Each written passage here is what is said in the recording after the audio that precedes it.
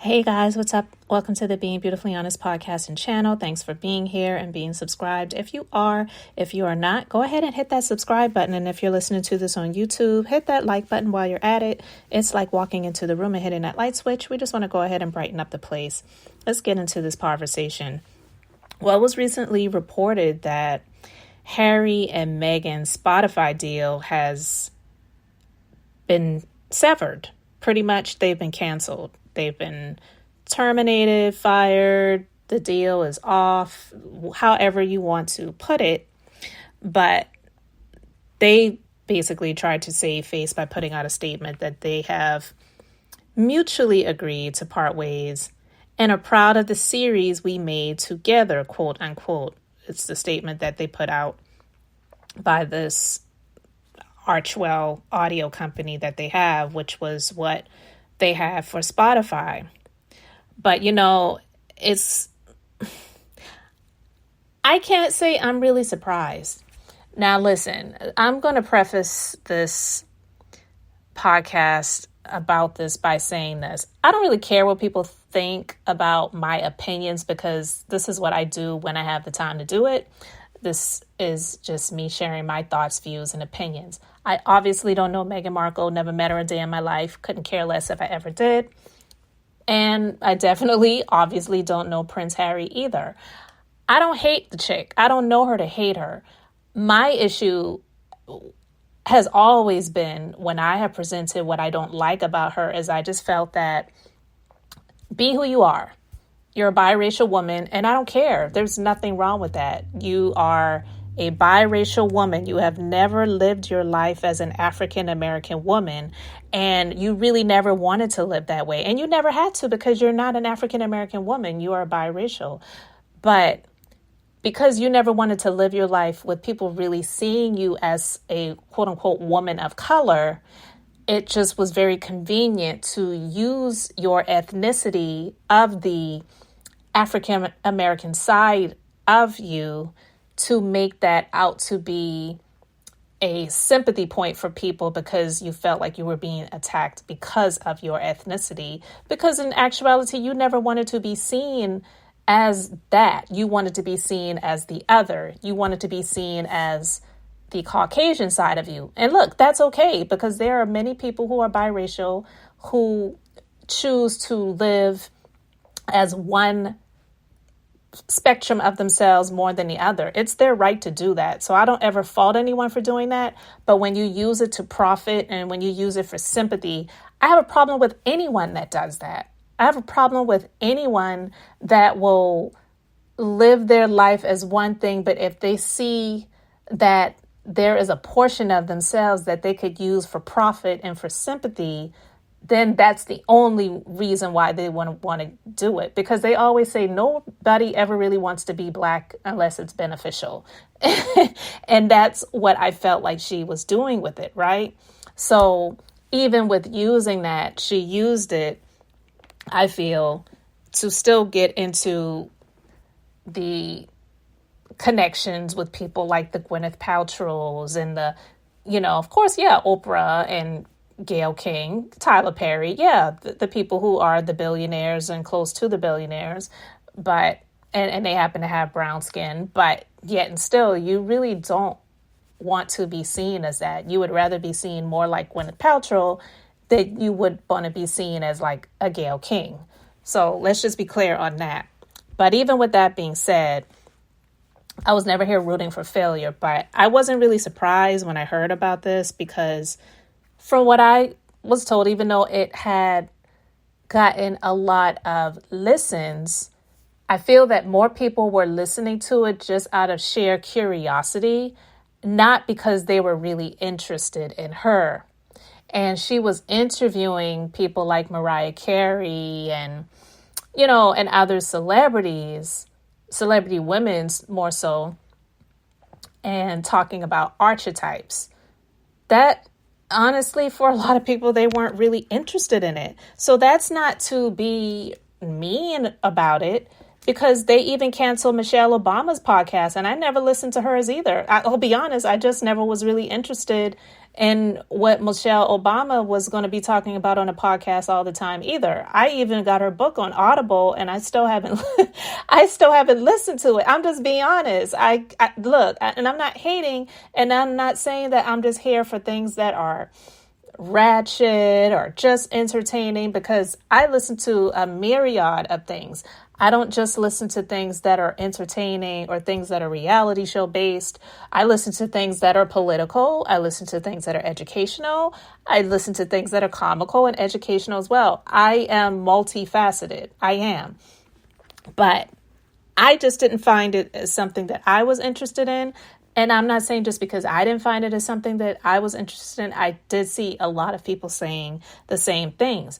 So I feel that the people that loved Meghan, they would listen to whatever she had to share just simply because they love her and feel like they're a fan of hers. They love the fact that she got into the royal family, or maybe they liked her before she got with the royal family and they actually did watch her show on the USA Network, Suits, which most people didn't know about.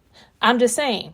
So I wasn't really that surprised, but I was a bit surprised when I heard these things. So listen, guys, Bill Simmons,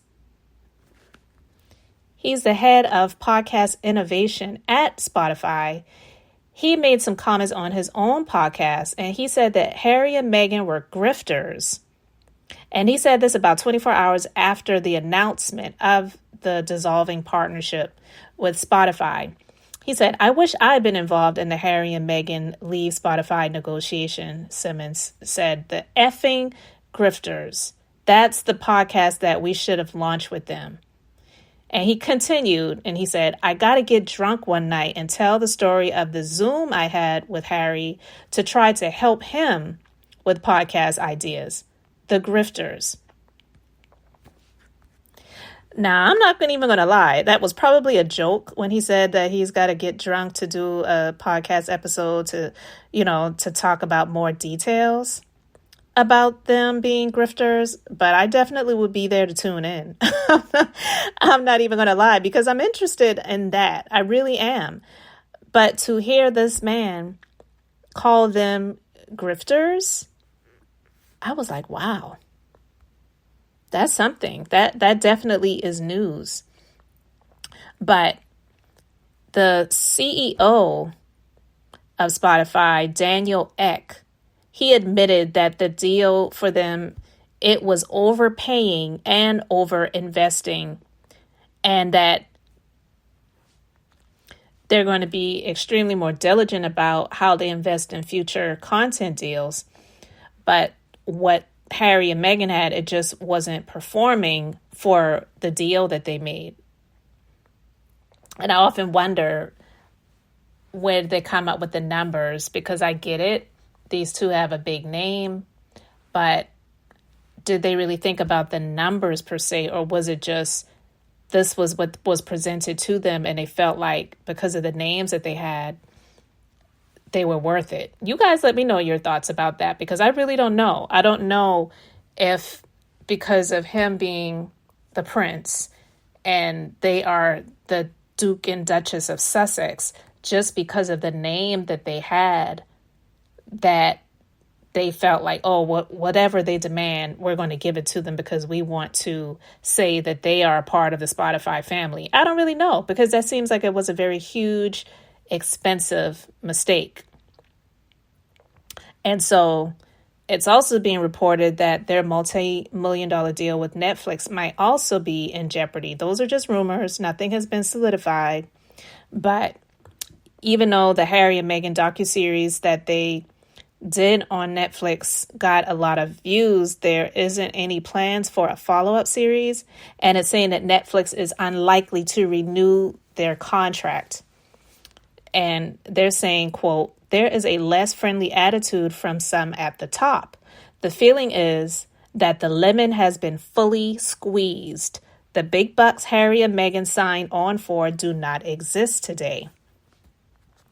So with that statement, to me, it sort of sounds like they just gave them what they asked for based on who they were, and just hoping that because of who they were going to be able to be this great investment where they were going to get a huge return on their investment. And it doesn't sound like they got anything as a return on the investment. To be honest with you, it really sounds like they just paid it out and they didn't really get much of anything in return.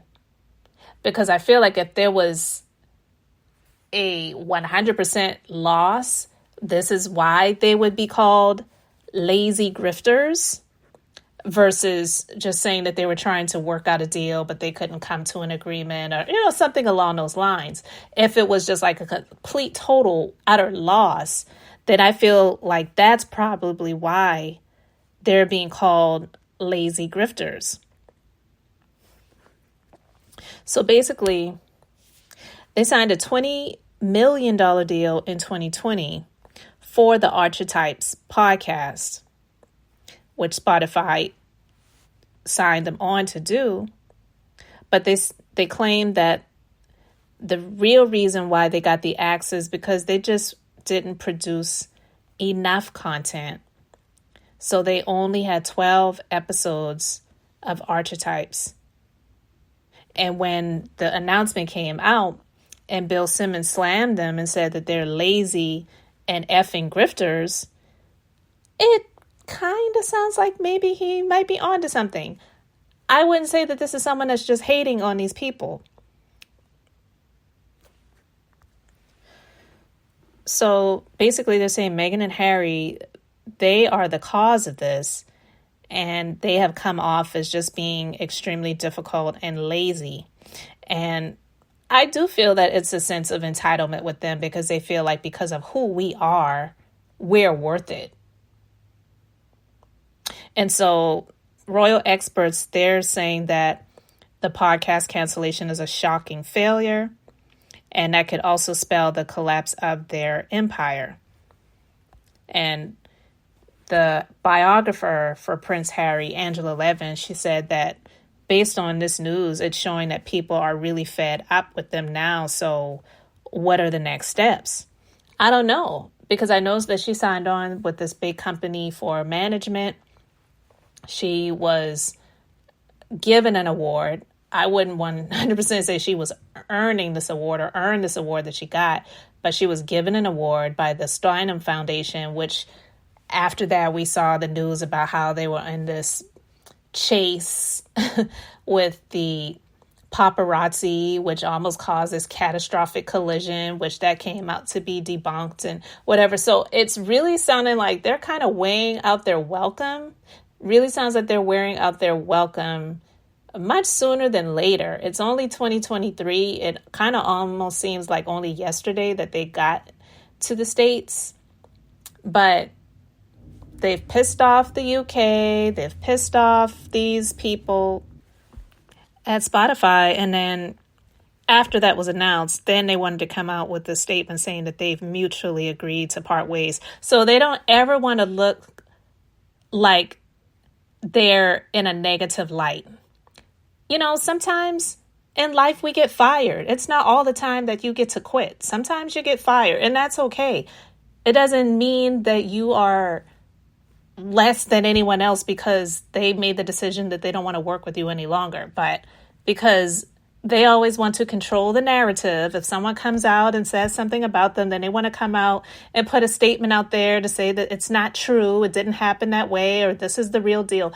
And sometimes you just don't get to say anything.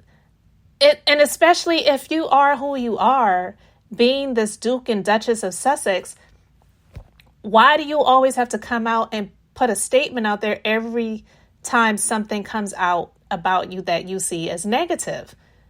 I get it. Not everything that comes out about these people is true. I understand that, but it doesn't mean that every time something is put out there, you have to turn around and make a statement to debunk it. Because honestly, people get lied on all the time. You're on this big platform that some people say you really don't deserve to be on.